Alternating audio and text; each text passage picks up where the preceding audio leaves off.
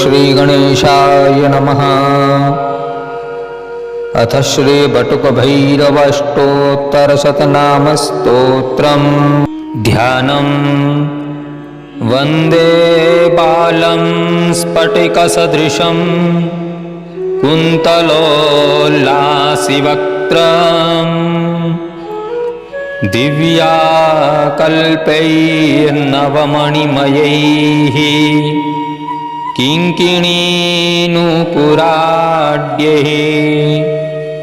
दीप्ताकारं विशदवदनं सुप्रसन्नं त्रिनेत्रं हस्ताब्जाभ्यां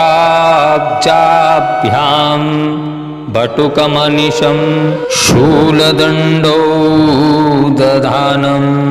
ॐ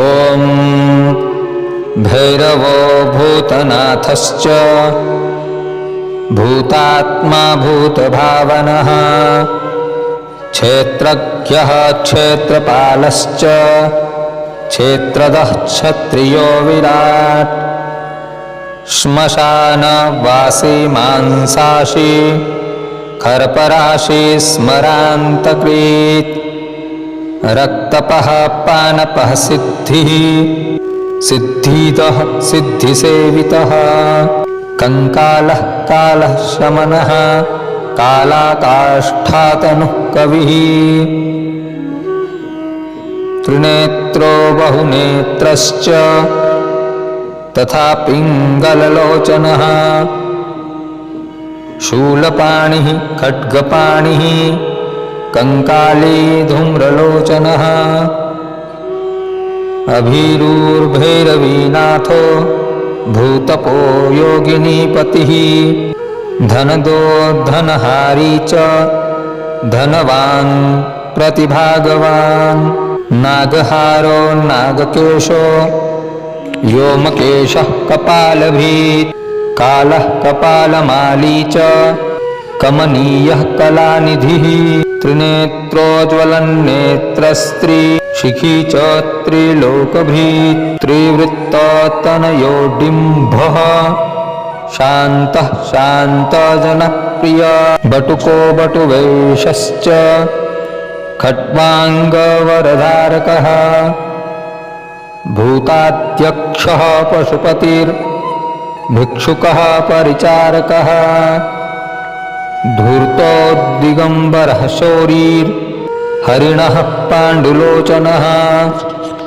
प्रशान्तः शान्तितः शुद्धः शङ्करप्रियबान्धवः अष्टमूर्तिर्निधीशश्च ज्ञानचक्षुस्तपोमयः अष्टाधारः षडाधारः सर्पयुक्तः शिखीसखः भूधरो भूधराधीशो भूपतिर्भूधरात्मजः कपालधारी मुण्डी च नागयज्ञोपवीतवान् जृम्भणो मोहनस्तम्भी मारणः क्षोभणस्तथा शुद्धनीलाञ्जनप्रख्यदेहः गुण्डविभूषणः बलिभुक्बलिगुण्डनाथो बालो बालपराक्रम सर्वापत्तारणो दुर्गो दुष्टभूतनिषेवितः कामी कलानिधिः कान्तः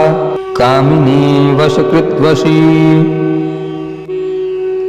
जगद्रक्षाकरोऽनन्तो मायामन्त्रोषधीमयः सर्वसिद्धिप्रदो वेद्यः प्रभविष्णुरिति वही अष्टोत्तरशतं नाम्नां भैरवस्य महात्मनः मया ते कथितं देवी रहस्य सर्वकामदम् य इदं पठते स्तोत्रं नामाष्टशतमुत्तमं न तस्य दुरितं किञ्चिन् न च भूतभयं तथा न शत्रुभ्यो भयं किञ्चित् प्राप्नुयां मानवः क्वचित् पातकेभ्यो भयं नैव पठेत् स्तोत्रमतः सुधीः मारीभये राजभये तथा चौराग्निजे भये उत्पातिके भये चैव तथा दुःस्वप्न च भये बन्धने च महाघोरे पठेत् स्तोत्रमनन्यधीः सर्वं प्रशममायाति भयं भैरवकीर्तनात् मन्त्रहीनं क्रियाहीनं भक्तिहीनं सुरेश्वर यत्पूजितं मया देव परिपूर्णं तदस्तु मे परिपूर्णं तदस्तु मे इति श्रीवटुकभैरवस्तोत्रं सम्पूर्णम्। अथ क्षमा प्रार्थना। अपराधसहस्राणि क्रियन्ते हरनिशं मया तानि सर्वाणि हे देव क्षमस्व पुरुषोत्तम करचरणकृतं वा कायजं कर्मजं वा श्रवणनयनजं वा मानसं वापराधं विहितं वा सर्वमेतत् क्षमस्व। जय जय करुणाब्धे श्रीमहादेव शम्भो। यदक्षरपदभ्रष्टं मात्राहीनं तु यद्भवेत् तत्सर्वं क्षम्यतां देव नारायण नमोऽस्तु ते। विसर्गबिन्दुमात्राणि पदपादाक्षराणि च न्यूनानि चातिरिक्तानि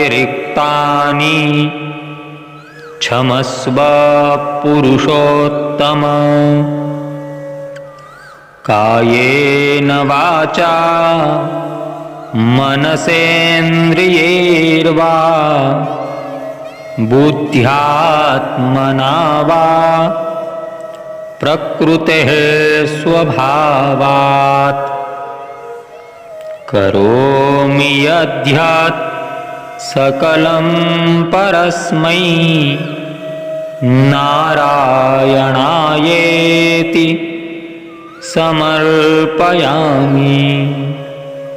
सर्वे भवन्तु सुखिनः सर्वे सन्तु निरामयाः सर्वे भद्राणि पश्यन्तु मा कश्चित् दुःखभाग् भवेत्। तत्सत्कर्माधीशार्पणमस्तु। हरि ओं तत्सत्।